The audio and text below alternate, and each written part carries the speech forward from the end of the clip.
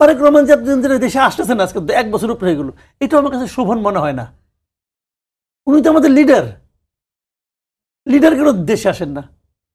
উনি যদি বলেন যে আমি নিরাপত্তা বোধ করি না, সেটা আপনি বলেন। বিএনপির কোন স্তরের কোন একজন নেতা এ পর্যন্ত কখনো একবারের জন্য বলেছেন এই তারেক রহমান কেন আসতেছেন না? কেউ বলেছেন? কেন বলেন নাই কেন? আমার জানা আগ্রহ হতে পারে না, আমার মনে প্রশ্ন থাকতে পারে না। মামলা আছে, অনেকে বলেন যে অনেকে আলাপাত দেন, অনেক কথা আমি শুনবো কেন? অনেকে তো অনেক কথাই কয়, অনেকে তো আরো অনেক কথা কয় যেগুলো উচ্চারণ পর্যন্ত করা যাবে না। আমি করবো এগুলো? করবো না তো। ওনার দল কি ব্যাখ্যা দিচ্ছে? ওনার দল এইভাবে কোনো ব্যাখ্যা দেওয়ার প্রয়োজনীয়তা মনে করে না। কেন মনে করে না? ওনার দলকে সে মানুষকে মানুষ মনে করে না? আপনি আমাকে বুঝান না ভাই, কেন মনে করে না?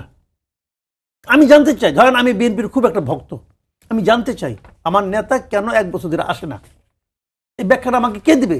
হয় নেতা দিবে, অথবা নেতা যারা কর্মী আছে, দলে যারা লোক আছে, সেন্ট্রাল কমিটি আছে, আমাকে কেউ ব্যাখ্যা দিচ্ছে পর্যন্ত কেন দিবে না? বিএনপির জন্য কিন্তু দেশের জনগণ না, দেশের জনগণের জন্য বিএনপি। জামাতে ইসলামের জন্য কিন্তু আমরা না, আমার জন্য জামাতে ইসলাম, এটা মাথায় রাখতে হবে।